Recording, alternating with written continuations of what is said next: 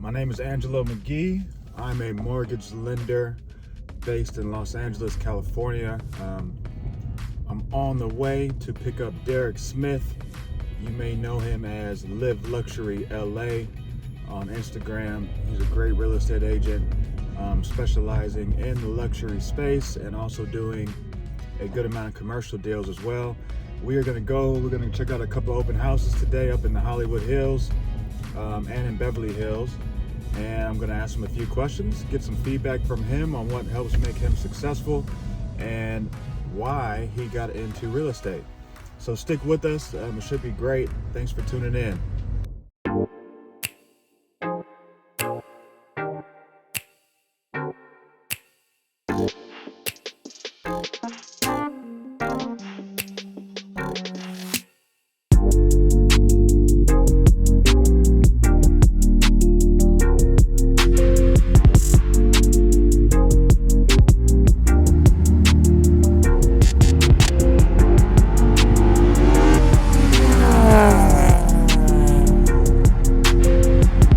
Derrick Smith here, luxury real estate agent with Compass in Beverly Hills. You may know him as Live Luxury LA, on Instagram. So Derrick, while I got you here, we're driving around looking at open houses. I just wanted to ask you a couple questions, right? Mm-hmm. So tell me a little bit about what made you get into real estate? Oh man, well, what made me get into real estate? I had been in sales, like telecom sales, before moving out here to LA, and then when I first moved out, and I managed a few stores. So I had always been in sales for like over 10 years, and I think I was watching some real estate show on TV, and I was seeing some agents sell homes, and I was thinking to myself, I was like, I'm a great salesman at what I do. I work with people, I have a good relationship, I know how to build rapport with clients, and I'm like, why don't I just take these sales and move it into real estate? Obviously the payouts, the rewards are, significantly more, than working with retail and doing, business to business sales with telecom. So yeah, I decided to get my license. And the rest was history, man. So it was definitely the best decision I ever made, get into the market, and I love it. I love real estate. Every day is something new, which is great. Keeps you fired up, and I, the hustle mentality, I got that mama mentality. So I'm always looking for, the next deal, and however I can, support and, do right by my clients. And yeah, that's what got me into the business. I heard you just had a really, really big sale in Los Angeles. Congratulations. How big was that sale? $6 million. Yeah. $6 million. Yeah. Tear down home in Brentwood, end of a cul-de-sac. My guys are going to, tear it down, build like a 10,000 square foot property there. Ocean views, insane views, and yeah, off market. Found the deal for them. It was definitely a challenging deal, but we made it happen. I negotiated a great price for them, great terms, and they're happy. So, they're going to build the property. I'll get the listing on the back end. We'll put it on the market in Brentwood, probably just under $20 million in the next 2 years. So $6 million to start out 2020. So tell me a little bit about how did you get that deal? Where'd that deal come from? What steps led to you landing a $6 million sale? See, the thing about me, I speak with my buyers and like developers and investors on a daily basis. So I know what they're looking for. I know exactly what they're looking for. I know what their numbers are. And, a lot of agents, they like things to come to them. I go out and find the deals. I feel like me being more of a newer agent, I don't get a lot of referrals, that just come in, or, cold calls coming into me for listings. So you got to get out and hustle. You got to get in the streets. You got to go find, you got to knock doors. You got to cold call. And that's been, it's been working for me. I've closed $12 million, in the last 9 months. So my goal is this year for 2020 is to close at least $25 million.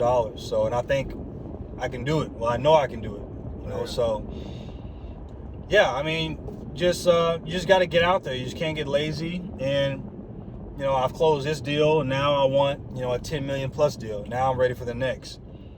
On to the next. Right. People get into real estate thinking, maybe they see it on TV, on one of the $1 Million Listing shows or 11 listings, for example, and they think like, it's easy. I can just get into it and immediately start making money. Whew. But as you learn and you quickly adapted to, once you get in it, you do have to hustle. You do have to have a business plan. Yeah. It's not all as easy as it may seem. Yeah. And it seems like you definitely figured it out, and you've been hustling, and the success is definitely showing. Maybe give a little bit of advice to a newer agent, or maybe somebody who's already established agent that is looking for different strategies to gain more business and build their book of business. I mean, at the end of the day, it's just going back to, my first sales job. I was 21 years old, and it was door knocking, selling internet, phone, and cable to people, so I got a lot of no's. I got a lot of get the hell off my property, those type of clients. And you just have to be ahead of the curve, and you got to transition. You got to move with how the market is moving.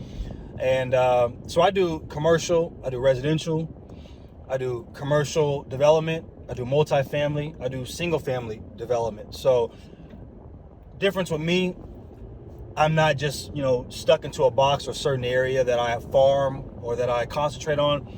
I'm everywhere. I don't care. If it's land, if it's a deal, and I know the numbers, which you have to know the numbers to make any deal work. I don't care. Anywhere there's a deal, there's an opportunity, so that's you just got to put the pieces together. It's just up to me as a broker to negotiate and make, put the pieces together. That way everybody's happy on both sides of the deal. But I definitely advise any new agents. My first year in real estate was 2017. Mm-hmm. I made $0. $0. Not one penny I made in real estate in 2017. Not one penny. How much did you spend on marketing? I mean, every day I was coming to the office, I was spending money. Gas, doing everything. I didn't make any money. But so you're actually in the hole. Yeah, I was in the hole. Yeah. I wrote just about $30 million in contracts, though, that year. I was young. I had to learn. I got screwed over on some deals. I had to learn, how to maneuver in this game, in this real estate, in this market. In LA, it's competitive. It's saturated. There's a lot of agents. There's a lot of cutthroat, practices that are going on. And 2017, there's a lot of things I did that I would never do again. And I learned, which is good. Now it positioned me, 2018, I closed one deal. Okay, now I got a little bit, in my pocketbook. Now I can work it. 2019 was a great year for me, and now we're starting out 2020 on the right foot. And like I said, it just kind of catapulted from there. You learn from your mistakes. Follow the money. New agents, don't waste your time with buyers that aren't going to perform. If they don't have money, make sure your clients are pre-approved before you waste your time. Follow the money. Follow the money, and you have to do what other agents don't want to do. Door knock, cold call, hold open houses. Get out in the streets, write down addresses. If you see something that's a stress or an opportunity possibly to be had, write it down. Go back to your office later, find out who the seller is, call them. Have the conversations. But not everybody's good on the phones, but it's helped me out. And you're gonna get rejected, but who cares? You never know what that next call can get you. Like I said, my call this year, it was a 30-day escrow, but my call ended up a $6 million deal. $6 million deal. That's gonna turn into a $20 million listing on the back end. So you're talking about literally hundreds of thousands of dollars of commissions from getting on the phone and hustling and making some cold calls and back to the basics, baby. But being very, very well educated and prepared that when that person got on the phone, you knew how to make that sale. Yeah, you already know the numbers. You know what they bought it for. You know exactly how long they've owned it. You know what the numbers are in the neighborhood. You know what the neighbors sold for. You know what they're trying to do. You know what's coming soon. So that way, if a seller comes to you with any type of questions or any type of rebuttals, boom, you got the answer immediately. Yeah. Don't try to get off the phone with me. I know the answer. Look, I got a buyer. Let's make this deal happen. So you just got to be prepared. You just got to know the numbers. Like a good friend of mine, Clarence Avon, always says, life is about numbers. It begins with a number and it's going to end with a number. So keep that in the back of your mind. Know the numbers, and that's gonna take you far. Hey man, thank you. I know I'm pretty confident this information you share is going to be very helpful for all the realtors out there. Anyone in the real estate space, really. I'm a lender myself, and I know firsthand that Derrick's about his business. He's really professional. We've actually done a couple deals together, Yep. multi-million-dollar deals together. That's my guy. That's my guy, y'all. and just working with him, I could tell the professionalism was second to none, and he really knew his stuff. So I hope you enjoyed watching this interview. If you have any questions for Derrick, how can they find you? What's your Instagram handle? What's the best contact information for you? Oh man, Live Luxury LA. You can call me anytime with my cell phone. I don't go anywhere without my cell phone. I'm always checking my emails. 310-801-1087. My office is located off Rodeo in Beverly Hills, but Live Luxury LA. Call me anytime. Questions. Let's get coffee. Let's chop it up. Let's network together. All right. So we're going to 1451 Blue Jay Way. I said that wrong, huh? What was that? Yeah, 1451 Blue Jay Way in the Bird Streets of Los Angeles, California. You want to say it? No, you can. Go ahead. All right, so we're going to 1451 Blue Jay Way up in the Bird Streets. It's listed at right below 5.8 million. It's said to be a mid-century inspired house. So we're gonna check it out.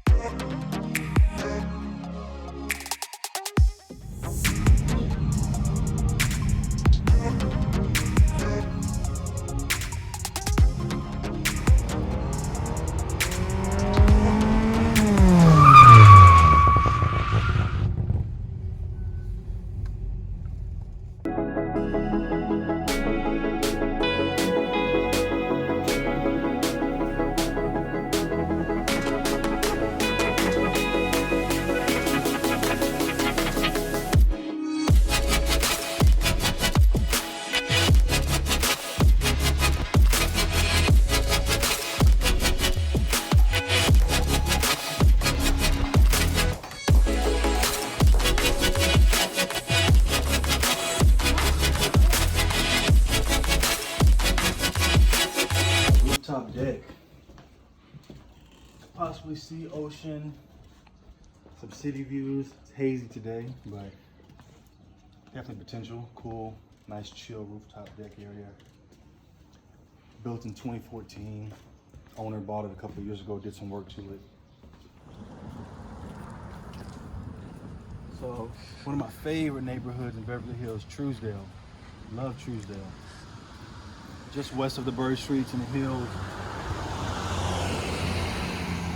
Gonna go take a look at $30+ million home. Just hit the market. Beautiful street, Truesdale Place. Let's see, let's check it out.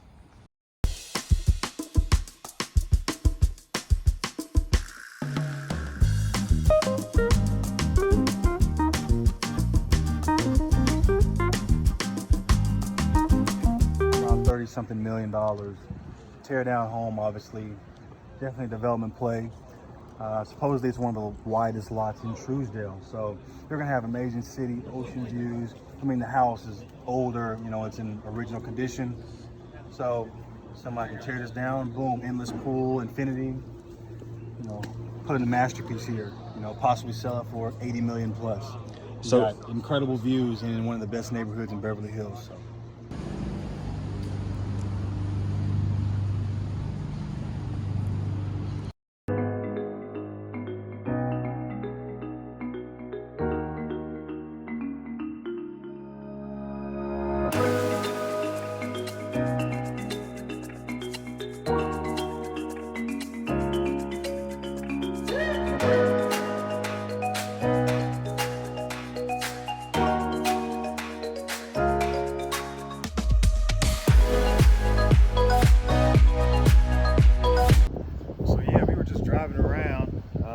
Derrick had the MLS magazine, and we saw that this house was open today. Funny story about this house. This is actually my cousin's house. This is my cousin's house. He bought it back, I want to say back in 2008, maybe 2009. Now he's selling it on the market. I've had some really good times here. Watched a Super Bowl here. We had Thanksgiving. It was a Christmas dinner here. A lot of good memories here. He's selling the house. I'm happy for him. Hopefully, you know, they get the strong offer and the deal gets done. I think there's a chance that you might get back in the music game. Yeah, of course. Yeah, you know, maybe behind the scenes, you know, managing, have a couple artists, you know, under the labels, some groups. You know, just kind of be on my background Diddy stuff, you know. So you know, take that. Okay. So what do you think about this? What if me and you started a group, a real estate singing group? What you think a good name would be? How many we got? How many we got in the group? Just me and you? Right now, just me and you. On some Casey and JoJo type stuff? I'm sure we can find somebody else out there that could join the group, but we got to think of a name, though. All right, group name. Let me see. Call it No Contingencies. No contingencies. No contingencies. Ah, you wild for that. No contingencies. No contingencies. Hey, new album coming out. I'm putting my deposit in. If something goes wrong, you can keep it. You can keep the deposit. You can keep I it. want you all no contingencies, girl. You can keep it. No appraisal contingency. None no of that. loan contingency. Well, we might have to do an inspection, but maybe an inspection. No contingencies. All right, look out for us. 2020. You know what it is. No contingencies. Yeah, group coming soon. Look out for us on iTunes.